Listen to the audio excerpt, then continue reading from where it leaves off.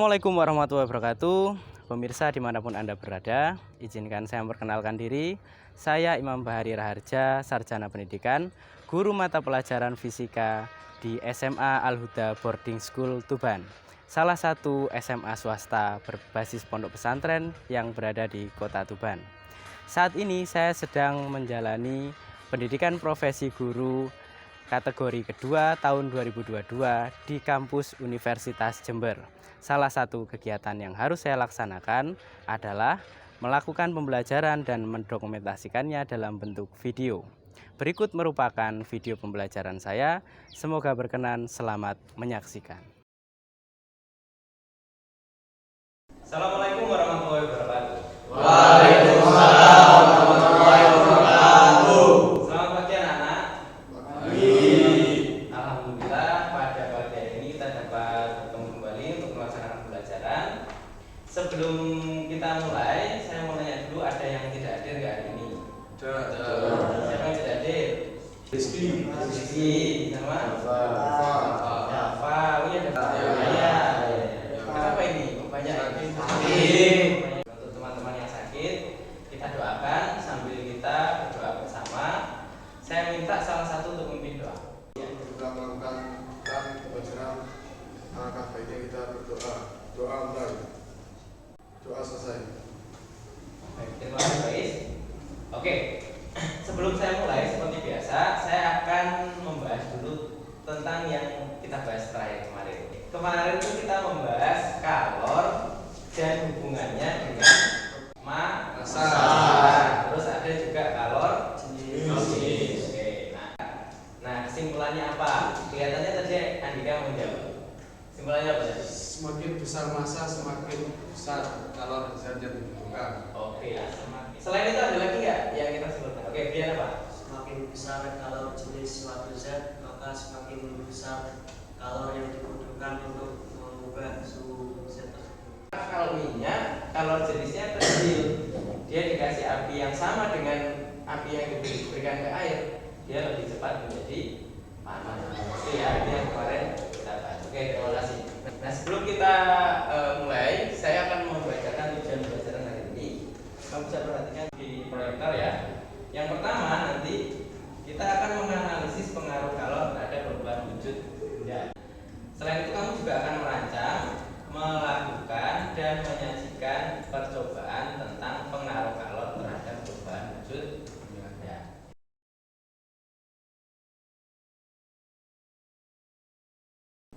Saya akan menampilkan gambar.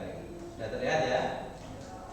Pertanyaan yang pertama, fenomena apa yang ditunjukkan oleh kedua gambar tersebut?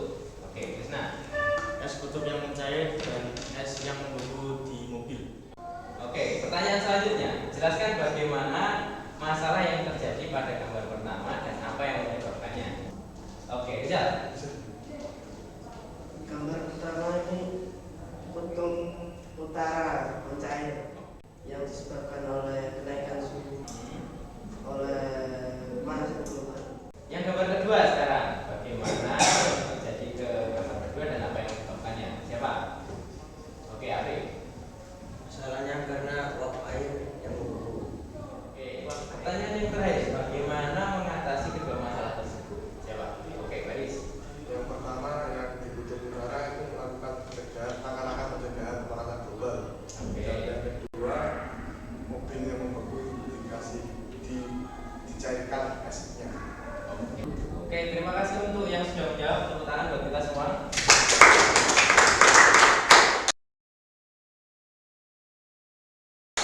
Nah, seperti biasa, karena kamu sudah bisa menjawab pertanyaan-pertanyaan ini, saya minta kamu untuk berkelompok ya. Silakan berkelompok. Dan salah satu maju untuk mengambil gambar kerja.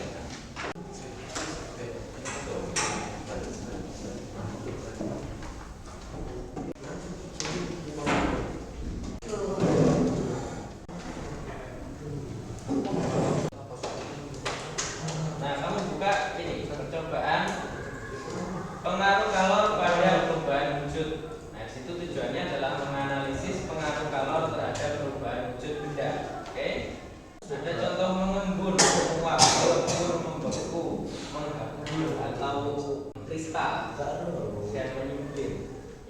sebuah zat diperlukan kalor yang disebut dengan kalor laten. Nah, sebelum memulai, kamu baca dulu tuh yang ke bawahnya ya, karena ada petunjuknya. Nah, nanti kamu akan menemukan beberapa pertanyaan. Nah, perhatikan dulu ya. Pertanyaan-pertanyaan ini seperti biasa, kamu jawab dulu dengan menduga-duga. Jadi kamu harus membuat hipotesis. Saya kasih waktu 5 menit cukup ya. Oke, silakan. Silakan berdiskusi untuk menentukan jawaban hipotesisnya dulu. Kalau sudah membuat jawaban hipotesis, kamu mulai laksanakan percobaan.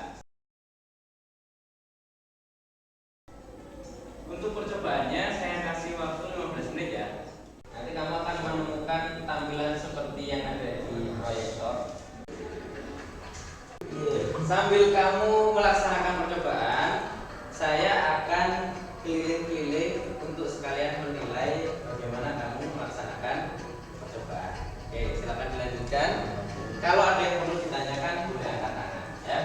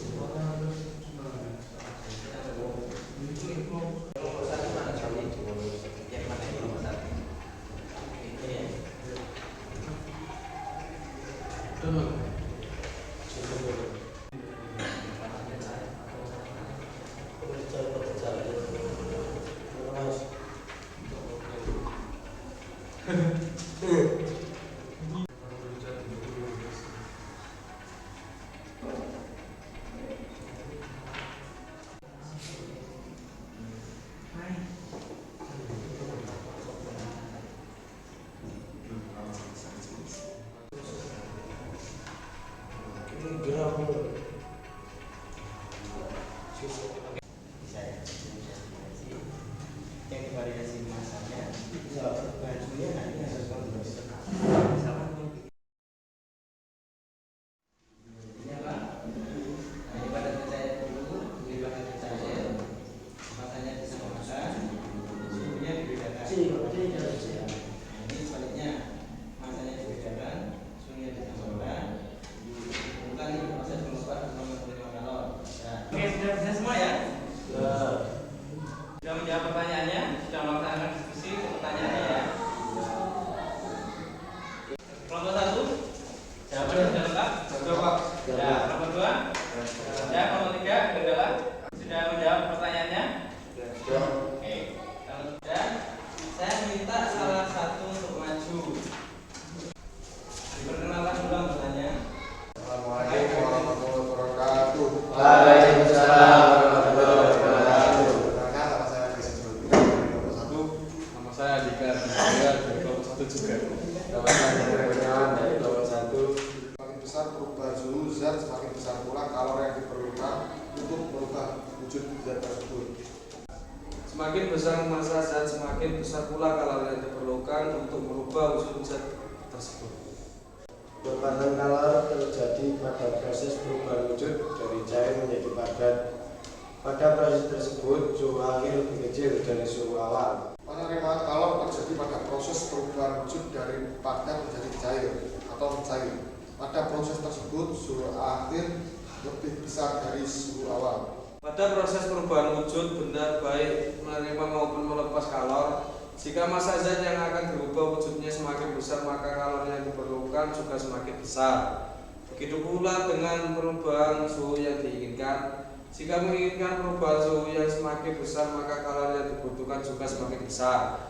Hubungan ini menunjukkan adanya kesebandingan antara kalor dengan massa zat dan kalor dengan perubahan suhu zat, atau bisa disebut berbanding lurus. Nah, sekarang kesimpulannya adalah baik itu massa maupun perubahan suhu itu ternyata berbanding lurus dengan kebutuhan kalor yang diperlukan. Oke, silakan buka tanya jawab. Oke, nomor 2. Bagaimana hubungan antara besaran massa dan perubahan suhu pada zat tersebut? Hubungan antara besaran massa dan perubahan suhu merupakan hubungan berbanding terbalik. Artinya jika massa zat yang akan besar, maka perubahan suhu akan menjadi kecil. Begitu pula sebaliknya, jika menginginkan perubahan suhu yang besar, maka massa zat yang akan dirubah wujudnya harus dibuat kecil. Oke, terima kasih untuk kelompok 1, kita kasih tepuk tangan. Assalamualaikum warahmatullahi wabarakatuh. Kelompok 1 boleh kembali. Baik, terima kasih karena sudah ada yang maju. Sekarang saya akan memberikan penguatan. Mari kita perhatikan video.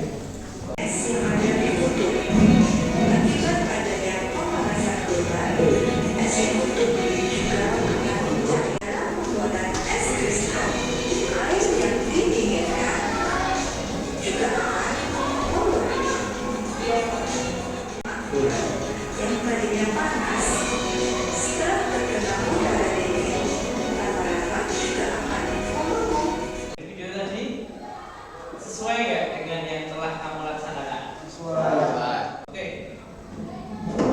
Sekarang kita bahas sedikit untuk persamaannya. Nah, ternyata selain perubahan suhu, ada proses lain yang disebut dengan perubahan apa?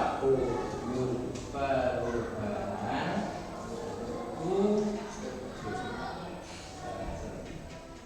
Q sama dengan M kali U itu untuk kalau laten uap, penguapan atau sebaliknya. Q juga bisa sama dengan M kali L, yaitu untuk peleburan atau pembekuan.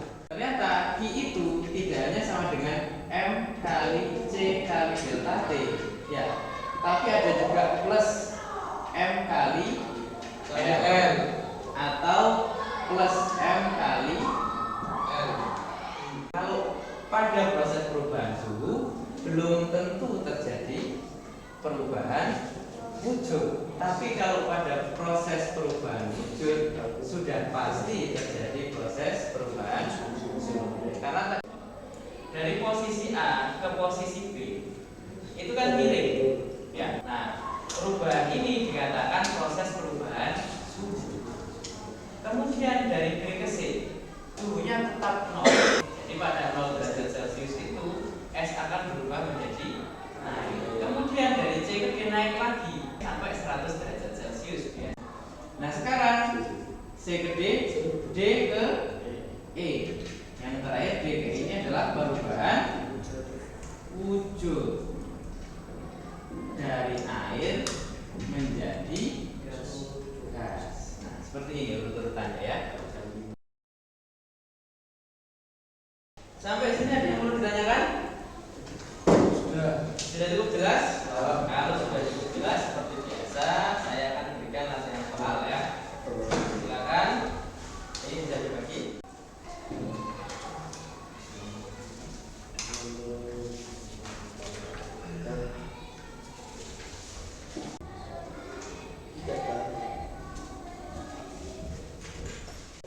Silakan kalau sudah maju. Maju please.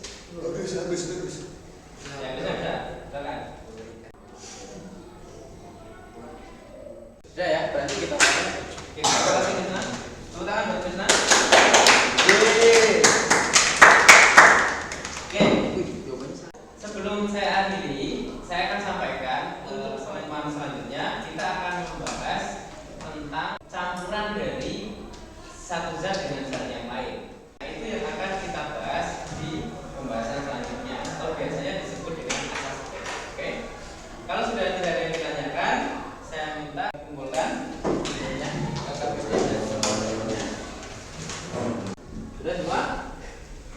Oke. Sebelum saya akhiri, saya sampaikan karena seperti hari ini banyak teman-teman yang sakit, jadi untuk pertemuan selanjutnya